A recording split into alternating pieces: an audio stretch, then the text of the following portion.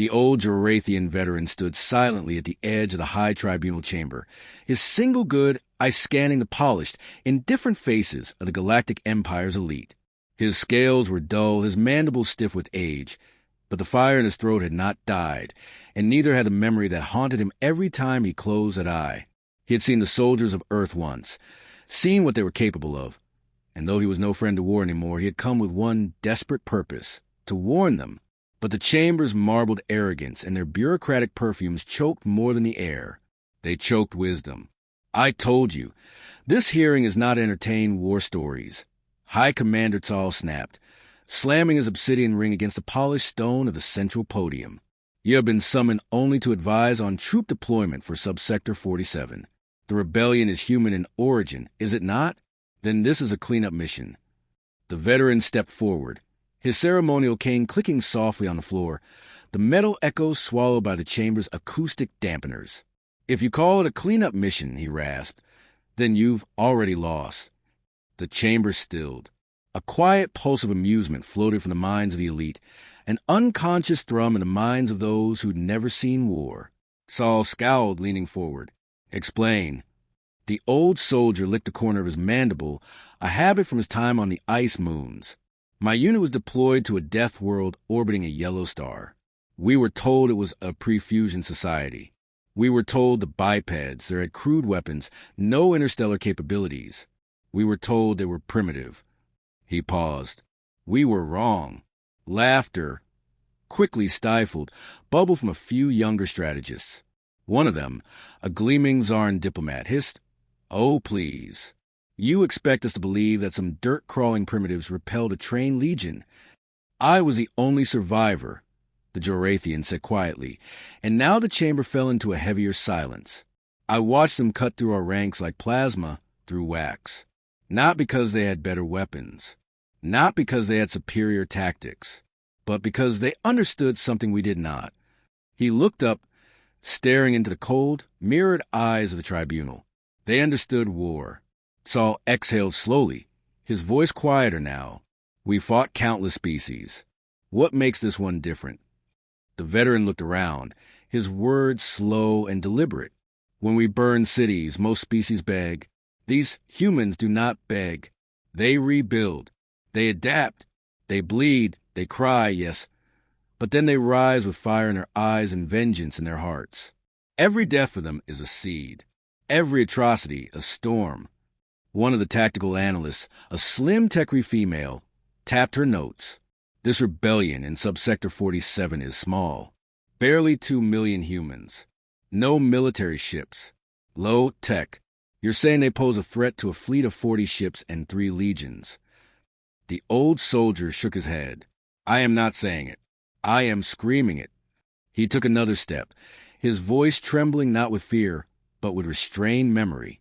You see, humans don't win because they are stronger. They win because they are willing to do what no one else is. When cornered, they become monsters of their own making. Do you know what they did to us on day 4 of the campaign? He didn't wait for an answer. They waited for us to enter their burned capital. Then they collapsed every major building simultaneously.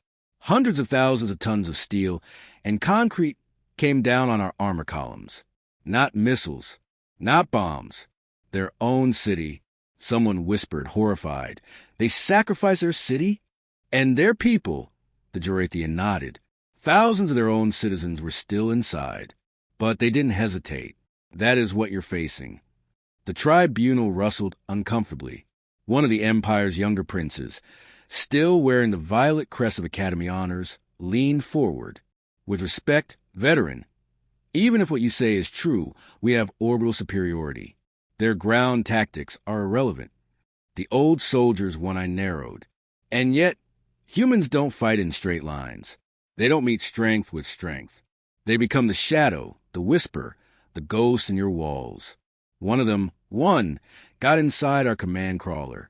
He didn't just kill the commander. He rewired the entire targeting array to fire on our own ships. We lost 7 vessels that day. 1 human. They have no honor, another noble spat. No tradition. Exactly, the veteran said. They're unpredictable. They don't care about honor or protocol. They care about winning. And when they decide they must win, they become impossible to stop. Saul sat back, thoughtful now. But they are just 2 million, lightly armed. You'd have us believe this is an existential threat. The Gerathian pointed a claw toward the projected map. That rebellion is the spark. And humans are wildfire. I've read the reports. These are not criminals or pirates. These are soldiers, veterans, colonists with scars from 10 campaigns, betrayed by your treaties and burned by your taxes. You call them rebels. I call them warriors denied a flag. There was a long pause. Then the Chancellor of Systems, a cold glass creature with a silicon core, spoke with static certainty. We will proceed as planned. 40 ships, 3 legions. This conversation has been noted, veteran, but it is over. And just like that, the tribunal moved on to other matters: supply logistics, diplomatic subspace disputes, taxation ratios. The veteran stood there, unseen again, his warning discarded like dust on armor. He turned and left, his cane clicking faintly down the hall as war drums beat invisibly toward their doom. Weeks later, the first reports came in. A fleet of 40 imperial warships entered orbit around Garrus 4, expecting an easy decimation of the human rebel outpost. They began with standard procedure, orbital warnings, then precision strikes. But there was no response. Then silence. Then screaming. The rebel colony had no air defenses. That was true. But the moment the troops landed, the forest around the drop sites ignited with human traps. Crude but effective. Camouflaged soldiers emerged not from bunkers, but from underground rivers, from carcasses of trees, from beneath the corpses of their own fallen. They attacked with knives, with stolen plasma rifles, with improvised explosives, with tactics the Empire had no algorithm for. In the first hour, the humans took out 2 legions, not in open battle, but through deception, psychological warfare, and brutality that broke morale more than bone. The Empire retaliated with full-force orbital bombardment. Cities burned, forests vanished. Still, the humans kept coming, not in great numbers, but in small, savage strikes. They moved at night. They used their dead as bait. They mimicked imperial comms to call in false strikes. The Empire started losing officers, one by one, slain in their own command tents. Captains woke up with knives embedded in their chest plates, the insignias missing from their uniforms. Ships in orbit began to malfunction, not from combat, but from sabotage, from hacking codes that should have been impossible to break. It was as though the humans knew the ship's schematics better than the engineers. And perhaps they did. On day 15, a full Imperial battleship descended for ground support. It exploded before touchdown. The humans had mined a landing zone with antimatter cells, manufactured from stolen ship cores. The Empire called in reinforcements. The reinforcements never made it. The supply lines were compromised.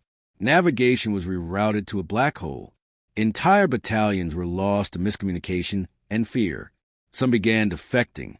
Others fled. By day 27, the Empire officially declared the mission as strategic repositioning and ordered withdrawal. Only 3 ships made it out of the system. Of the original 40, all others were destroyed, captured, or missing. The tribunal convened an emergency session. And this time, they summoned the old Gerathian without hesitation. He entered slowly, cane tapping. I watching them not with glee, but with tired vindication. You knew, Saul said bitterly. You tried to warn us. The veteran nodded. I did. How? The Chancellor asked. How do they do this? They are so few, so primitive. The veteran looked at them one by one. Because you see numbers. They see duty. You see weapons. They see tools. You see victory as a matter of odds. They see it as a matter of resolve. He paused.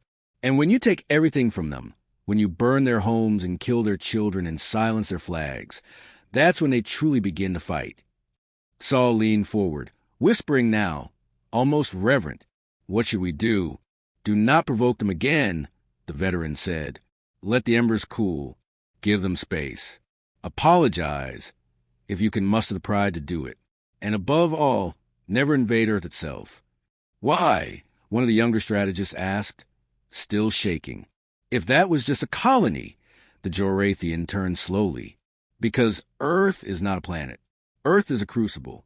It has birthed generations of fighters forged in suffering, in storms, in scarcity. You think you saw soldiers on Garrus 4? He shook his head. Those were the ones who left Earth. The ones still on Earth are worse. They are tempered in chaos. And if you go there, if you try to break them, they will not fight to survive. They will fight to win. And they will not stop until your banners are ash, your names forgotten, and your stars extinguished. For the first time in centuries, the chamber fell utterly silent. Not out of protocol, but out of fear. True fear. The kind that knows its limits have been misjudged. The old soldier left that day without another word. He did not need to say more.